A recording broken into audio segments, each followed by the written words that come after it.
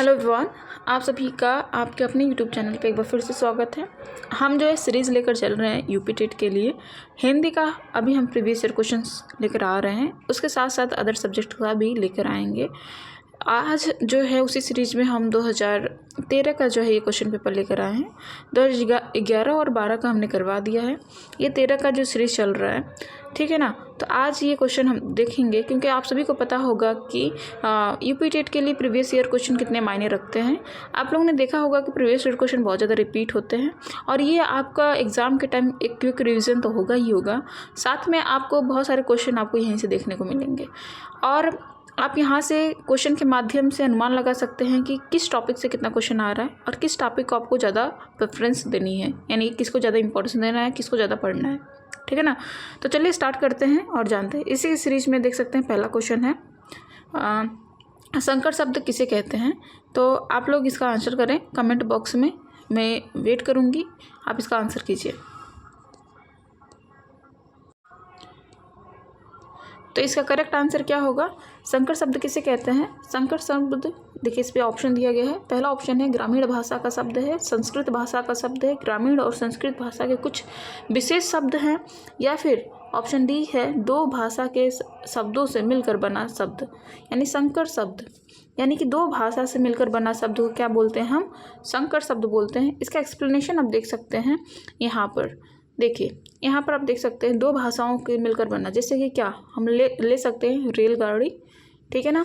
उसके साथ साथ हम बहुत सारी चीज़ें हैं ले सकते हैं जिसमें दो अलग अलग भाषाओं से मिलकर ऐसे शब्द बनते हैं, उसे क्या कहते हैं, संकर शब्द कहते हैं। फॉर एग्जांपल रेलगाड़ी। आगे बढ़ेंगे,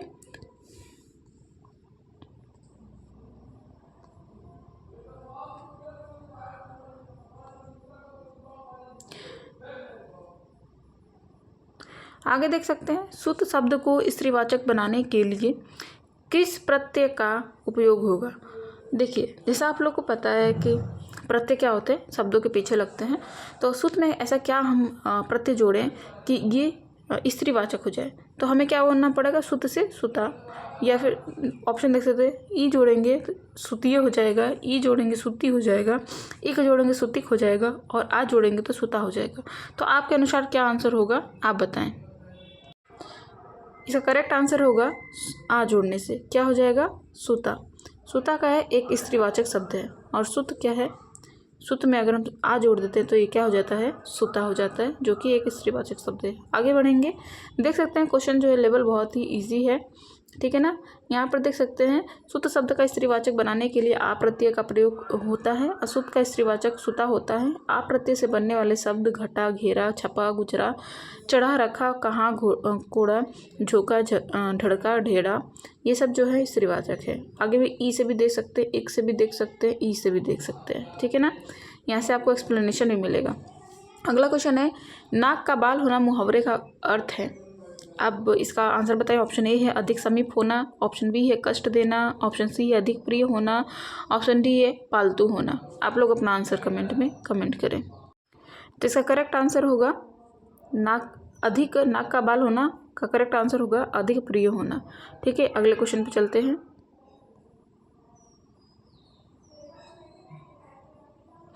आप वीडियो को 2x पे भी देख सकते हैं, ठीक है ना, ताकि आपका टाइम वेस्ट ना हो। यहाँ पर देखें अश्व का पर्यायवाची शब्द निम्नलिखित में से कौन सा नहीं है। तो आप सभी को ऑप्शन दिया है घोड़ा, घोटक, कटक या है। तो इन सब में बताइए कि अश्व का पर्यायवाची शब्द क्या नहीं है। तो इसका करेक्ट आंसर जो होगा कटक होगा। कटक जो है अश्व का पर्यायवाची नहीं है, बाकी घोड़ा, घोटक है जो है अश्व के पर्यायवाची हैं। यानी कि आपको कुछ पर्यायवाची शब्द भी यहाँ नोट डाउन करना है, जो प्रीवियस ईयर क्वेश्चन में भी आपने देखा होगा, ठीक है ना। तो यहाँ पर और भी देख सकते हैं, ठीक है। आगे बढ़ेंगे अगले क्वेश्चन पे, ठीक है ना। क्वेश्चन देख सकते हैं 35 है, जो एक स्थान पर टिक कर नहीं रहता वाक्य के लिए एक शब्द कौन सा होगा। ऑप्शन ए अस्थिर, ऑप्शन ई अडिंग, ऑप्शन सी यायावर, ऑप्शन डी गतिशील। आपको इसका आंसर देना है। जो एक स्थान पर टिक कर नहीं रहता उसको क्या कहेंगे। इसका जो करेक्ट आंसर होगा यायावर होगा, क्योंकि यावर जो होता है घूमने वाले, घुमक्कड़ को कहते हैं, ठीक है ना। तो इसको क्या करेक्ट आंसर होगा, यावर होगा, ठीक है। तो आगे बढ़ते हैं। जो कि ऑप्शन भी यहाँ बस एक्सप्लेनेशन भी देख सकते हैं। जो एक स्थान पर टिक कर नहीं रहता यावर, जो एक स्थान पर स्थिर नहीं रहता। देखिए एक स्थान पर टिक कर नहीं रहता उसे यावर कहते हैं। यहाँ पर आपको कन्फ्यूजन हुआ होगा अस्थिर में यावर में। तो यहाँ पर देखिए एक स्थान पर टिक कर नहीं रहता है यावर, जो एक स्थान पर स्थिर नहीं रहता उसे अस्थिर, जो अपनी बातों या वादों पर टिका ना रहे अडिंग, अब टिका रहे उसे अडिंग कहेंगे। और नीचे के देख सकते हैं जो सदैव चलता रहे उसे गतिशील कहेंगे। ठीक है ना, आगे देख सकते हैं। देखिए ये ऐसी मुहावरे और ऐसे लोकोक्तियाँ को और आपने देखा होगा, कुछ शब्द कुछ रचनाएं कुछ उपन्यास जो है क्वेश्चन में आ रहे हैं, तो आपको ये सब जो है थोड़ा बहुत देख लेना होगा। ठीक है ना, हालांकि इस पर 1-2 क्वेश्चन आ रहे हैं, तो आप जो है रेयर मतलब कुछ इंपॉर्टेंट ही देखिए। ठीक है ना, तो देखिए यहाँ पर लिखा है लाइन, बुंदेले हर बोलों के मुँह हमने सुनी कहानी थी, खूब लड़ी मर्दानी वह तो झांसी वाली रानी थी। प्रस्तुत पंक्तियों के रचयिता कौन है? तो ये तो सभी को पता होगा कि इसके रचयिता सुभद्रा कुमारी चौहान थी। ठीक है ना, तो इसका करेक्ट आंसर क्या हो जाएगा? बी। ठीक है ना, ये बहुत ही फेमस लाइन है और बार बार ये पूछा ही जाता है। अगले क्वेश्चन पे आते हैं। देखिए इसका एक्सप्लेनेशन भी यहाँ पर देख सकते हैं। इसका बुंदेले हर बोलो के मुँह हमने सुनी कहानी थी, खूब लड़ी मर्दानी वह तो झांसी वाली रानी थी, सुभद्रा कुमारी चौहान की ये लाइन है। अगला है, पराधीन रहकर अपना मुख शोक न कह सकता है, वह अपना जगत में केवल पशु ही सह सकता है। राम नरेश त्रिपाठी का है। अबला जीवन हाय तुम्हारी यह कहानी, आंचल में है दूध और आँखों में पानी, ये मैथिली शरण गुप्त जी की है। तो ये कुछ इंपॉर्टेंट जो है लाइनें हैं जो आपको देख लेनी चाहिए एक बार आने वाले समय के लिए। ठीक है, अगला क्वेश्चन पे चलते हैं। समास का अर्थ है, तो समास का अर्थ सभी को पता होगा। ऑप्शन ए दिया हुआ है संक्षेप, ऑप्शन बी है विच्छेद, ऑप्शन सी है विस्तार और ऑप्शन डी है नवीन अर्थ। तो समास का क्या अर्थ है कमेंट बॉक्स में कमेंट करें।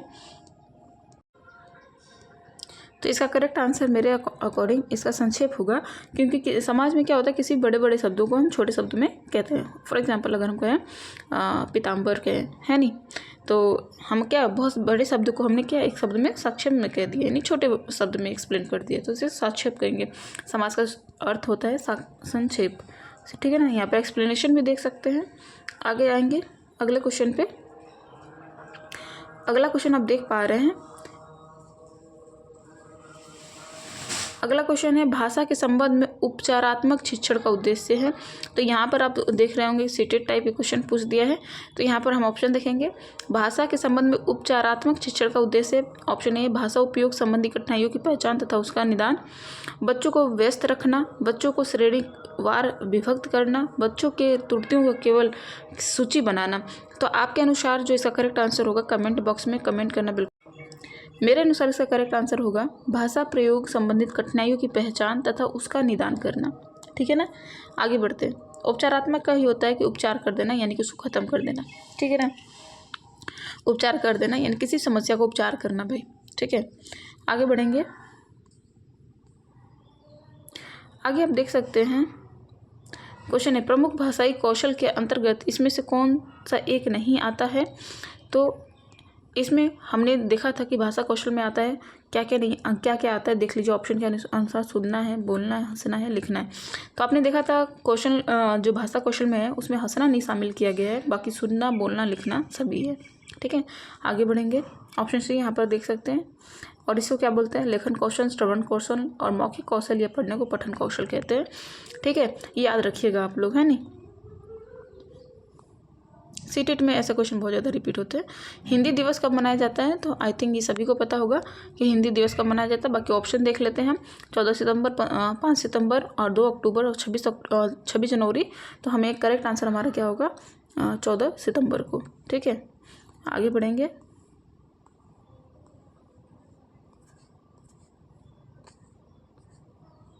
यहाँ पर क्वेश्चन देख सकते हैं, काव्य शिक्षण का उद्देश्य है। तो यहाँ पर आपको थोड़ा सीटेड टाइप क्वेश्चंस दिख रहे होंगे, है नहीं। तो यहाँ पर भाषा के में प्रयुक्त होने वाले ऑप्शन देख लेते हैं। भाषा में प्रयुक्त होने वाले विराम चिन्हों से परिचित कराना, व्याकरणीय नियमों की जानकारी देना, संगीत कला में निपुण बनाना, रस अनुभूति एवं अनंतभूति कराना। तो काव्य का यहाँ पर क्या है? रस अनुभूति और काव्य में अनुभूति कराना इसका जो करेक्ट आंसर होगा। एक्सप्लेनेशन वाक्य हम देख सकते हैं, यहाँ पर देख सकते हैं साहित्य में काव्य शिक्षण का प्रमुख उद्देश्य छात्रों को रस तथा आनंद की अनुभूति कराना है। ठीक है, अगला क्वेश्चन देखेंगे हम। आप ये से 2x पे देखिएगा। निम्न से किस वाक्य में विश्लेषण का प्रयोग हुआ है? तो आप बता सकते हैं, राम जाता है, सीता फल खाती है, मेरी गाय काली है, जल्दी उठना स्वास्थ्यवर्धक होता है। तो आपके अनुसार इसका करेक्ट आंसर क्या होगा? कमेंट बॉक्स में कमेंट करें। तो यहाँ पर देख सकते हैं मेरी गाय काली है, यहाँ पर काली शब्द यूज़ हुआ है जो कि विशेषता बता रहे हैं, यानी गाय जो है, गाय का विशेषता क्या है? काली है। तो यहाँ पर और कहीं भी आपको विशेषता नहीं दिख रही हो किसी भी शब्दों में। ठीक है ना, तो ऑप्शन सी इसका करेक्ट आंसर होगा। यहाँ पर इसका एक्सप्लेनेशन देख सकते हैं। ठीक है, अगले क्वेश्चन पे आते हैं। अगला क्वेश्चन देखेंगे आप कि नाटक शिक्षण में कक्षा में अभिनय करते हैं, अभिनय प्रणाली के प्रयोग से हमें क्या सीखने को मिलता है? ऑप्शन ए शिक्षक एवं बच्चों का समय व्यर्थ होता है। ऑप्शन बी पात्रानुसार बच्चों द्वारा अभिनय से सीखने की प्रक्रिया में तेजी आती है। बच्चों पर विपरीत प्रभाव पड़ता है, उपरोक्त में से कोई नहीं। तो इसका करेक्ट आंसर आप जो है कमेंट बॉक्स में कमेंट करें। मेरे अनुसार इसका करेक्ट आंसर होगा बी होगा। ठीक है ना, क्योंकि ये बच्चों को सीखने में बहुत हेल्प करता है अगर हम कक्षा में अभिनय करते हैं। तो इसका एक्सप्लेनेशन भी देख सकते हैं, बी दिया हुआ है। ठीक है ना, आगे बढ़ेंगे। अगला क्वेश्चन आप देख सकते हैं, निम्न शब्द में अधिकरण का कारक का प्रयोग हुआ है। तो अधिकरण कारण क्या होता है? मे पर जो होता है अधिकरण कारण होता है। इसमें देख सकते हैं वाहन रूढ़, ठीक है ना, वाहन रूढ़ है, सत्ताधीश, गंगा जल, रेखा चित्र। तो आप इन शब्दों को तोड़ेंगे और बताएंगे कि इसमें कौन सा कारक किस में जो है अधिकरण कारक यूज हुआ है। यानी आप कारक से जो है तीनों साल में आपने क्वेश्चन देखा है, अच्छा खासा कारक से जो क्वेश्चन पूछा गया है। तो 8 कारक आपको क्या करना है? याद कर लेना है। ठीक है ना, तो इसका करेक्ट आंसर क्या होगा? वाहना रूढ़, यानी वाहन पर ऋण, वाहन पर ऋण जो होता है वाहन रूढ़ का इसका करेक्ट आंसर हो जाएगा। इसमें पर जो है विलुप्त हुआ है, तो पर जो हम जोड़ेंगे तो वाहन पर ऋण हो जाएगा। वहीं गंगा जल का गंगा का जल हो जाएगा। और आगे देखते हैं अगला क्वेश्चन, किस रस को रस राज कहा जाता है? तो किस रस को रस राज कहा जाता है? कमेंट बॉक्स में कमेंट करें। मुझे पता है ये सभी को पता होगा, वेरी इजी क्वेश्चन, यानी कि आप सभी देख पा रहे हैं रस से भी जो है क्वेश्चन पूछे जा रहे हैं। ठीक है ना, तो इसका करेक्ट आंसर क्या होगा? श्रृंगार रस होगा। श्रृंगार रस को ये क्या कहा जाता है? रस राज कहा जाता है। आगे बढ़ते हैं। यहाँ पर देख सकते हैं कितने प्रकार के रस होते हैं, 9 प्रकार के पूरे रस है और 9 रसों को आपको याद कर लेना है। ठीक है, अगले वाले क्वेश्चन पे चलते हैं हम। Question number 46। यहाँ पर देख सकते हैं घनानंद को किस युग का कवि कहा जाता था? तो हमने पिछले प्रीवियस ईयर क्वेश्चन में देखा था कि घनानंद ने किस काल को क्या कहा है, हमने वहाँ पर चर्चा किया था। तो यहाँ पर जो है पूछ लिया है घनानंद को किस युग का कवि कहा जाता है। तो इसका करेक्ट आंसर क्या होगा? सी होगा। इनको रीतिकाल का कवि कहा जाता है। ठीक है ना, आगे बढ़ते हैं। यहाँ पर एक्सप्लेनेशन भी दिया हुआ है, आप देख सकते हैं।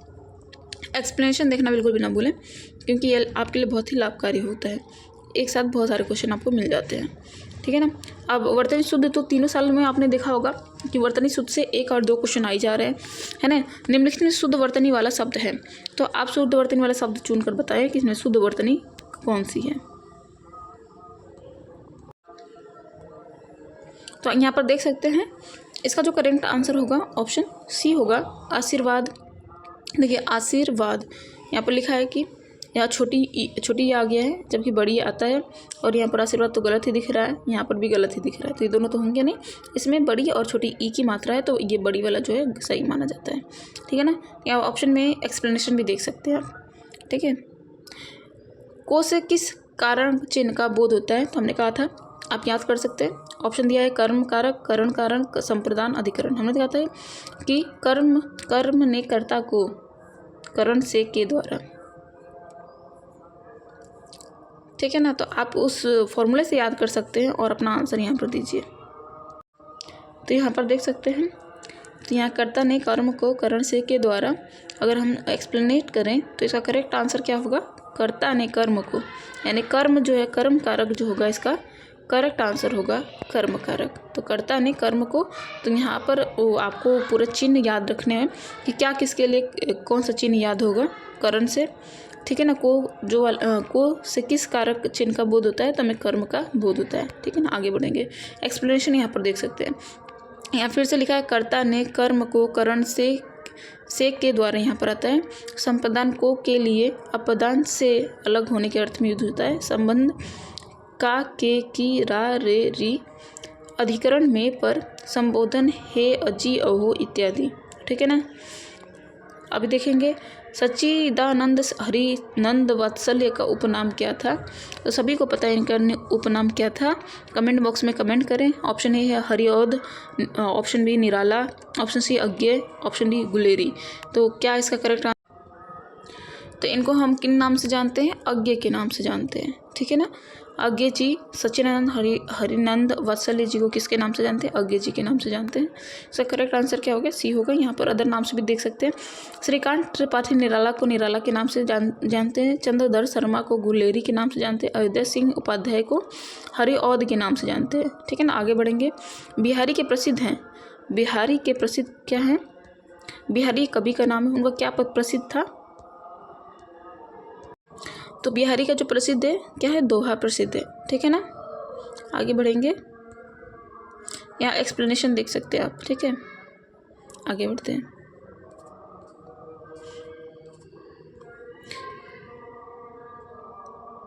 या फिर भी संधि विच्छेद से आपने देखा है कि पिछली बार भी बहुत सारे क्वेश्चन आए हैं और इस बार भी आए हैं। यानी संधि विच्छेद आप बहुत मोस्ट इंपॉर्टेंट है। ठीक है ना। तो यहाँ पर है पुनर्जन्म में जन्म में शब्द का सही संधि विच्छेद क्या है? तो हम जानते हैं पुनर्जन्म में पुनः प्लस जन्म का क्या होता है? उसका संधि विच्छेद होता है। इसका करेक्ट आंसर क्या हो जाएगा? ऑप्शन ए जो है करेक्ट आंसर हो जाएगा। आपके अनुसार क्या होगा आप ज़रूर बताएं। ठीक है ना। आगे बढ़ेंगे। तो यहाँ पर एक्सप्लेनेशन भी दिया है, देख सकते हैं। ठीक है। बाकी अगले क्वेश्चन पे आते हैं। तो शोक किस रस का स्थायी भाव है? शांत का, करुण का, हास्य का, वीर का। तो शोक जो है करुण का जो है स्थायी भाव है। इसका करेक्ट आंसर क्या हो जाएगा? बी। हम जल्दी आगे बढ़ते हैं ताकि जल्दी से कंप्लीट हो जाए। तो आगे देखेंगे। यहाँ पर देख सकते हैं सभी का श्रृंगार का रति होता है, हास्य का हास्य होता है, करुण का शोक होता है, वीर का उत्साह होता है, रौद्र का क्रोध होता है, भयानक का भय होता है, अद्भुत का विस्मय होता है, बीभत्स का जो गुस्सा या घृणा होता है, शांत का निर्वेद होता है यानी शम होता है। सूरदास ने किस भाषा में सूर सागर की रचना की थी? यहाँ पर ऑप्शन है अवधी, ब्रज, खड़ी बोली, राजस्थानी। तो आप इसका आंसर दो। इसका करेक्ट आंसर क्या हो गया? ब्रज। ब्रज में जो है इन्होंने अपना जो है ऑप्शन भी देख सकते हैं यहाँ पर एक्सप्लेनेशन। अगला क्वेश्चन, दोहा में कितनी मात्राएं होती हैं? तो दोहा में कितनी मात्रा में होती है? 24 होती है, 26 होती है, 28 होती है, 30 होती है। क्या होती है? आंसर करें। इसका करेक्ट आंसर क्या होगा? 24। ठीक है। दोहा में कितने मात्राएं होती हैं? 24 मात्राएं होती हैं। आगे बढ़ेंगे। यहाँ पर देख सकते हैं दोहा वह अर्धसम मात्रिक छंद है। यानी कि दोहा कितने कौन सा छंद है? अर्धसम मात्रिक छंद है। और जिसमें प्रथम और द्वितीय चरण में 13 तथा द्वितीय और चतुर्थ चरण में 11 मात्राएं होती हैं। और सम चरण के अंत में गुरु लघु होता है, गुरु और लघु होता है। और अंतः इस छंद को कुल 24 मात्राएं होती है। ठीक है ना। और रोला, सोरठा और में देख सकते हैं 24 मात्राएं, गीतिका में 26 होती हैं और हरि गीतिका उल्लास में 28 होती हैं। उसके बाद और भी देख सकते हैं ये टाटंक में छंद में 30 होती है। तो आपको इम्पोर्टेंट जो है दोहा ज़्यादा इम्पोर्टेंट होता है और सरोठा भी होता है, रोला भी होता है, गीतिका और हरि गीतिका होता है। ठीक है ना। इसको याद कर लीजिएगा। आगे बढ़ते हैं। जो अच्छे कुल में उत्पन्न हुआ हो इस शब्द समूह के लिए एक शब्द का क्या होगा? तो कुलीन होगा। इसका करेक्ट आंसर क्या होगा? कुलीन। ठीक है। आगे बढ़ेंगे।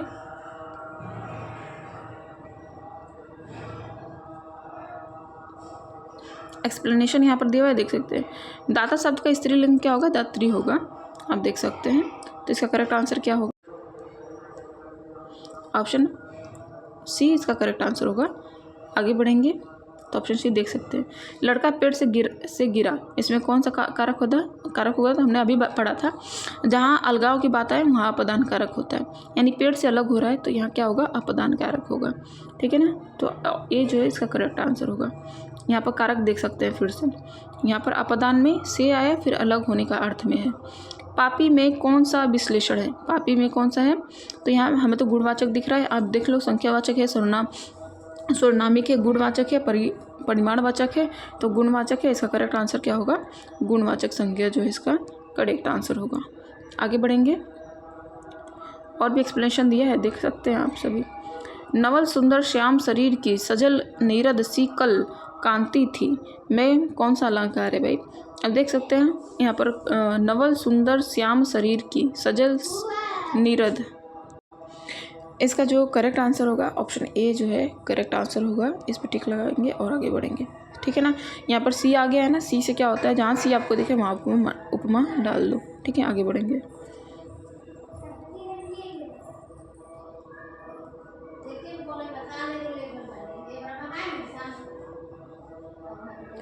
बीजक किसकी रचना है? तो बीजक किसकी रचना है? तो आप सभी को पता है बीजक हमारी कबीरदास की जो है रचना है, ठीक है। आगे देख सकते हैं बीजक किसकी रचना है? बीजक हमारे कबीरदास की रचना। तो यहाँ पर ये जो कंप्लीट होता है, आई होप कि ये जो आपके लिए बहुत हेल्पफुल होगा। आप बार बार जो है इसको रिवीजन करेंगे, कुछ नहीं करना है, बस ऑन कीजिए, सुनते रहिए, सारा जो है क्वेश्चन आपके दिमाग में बैठता रहेगा और हो जाएगा। धन्यवाद, बाय बाय।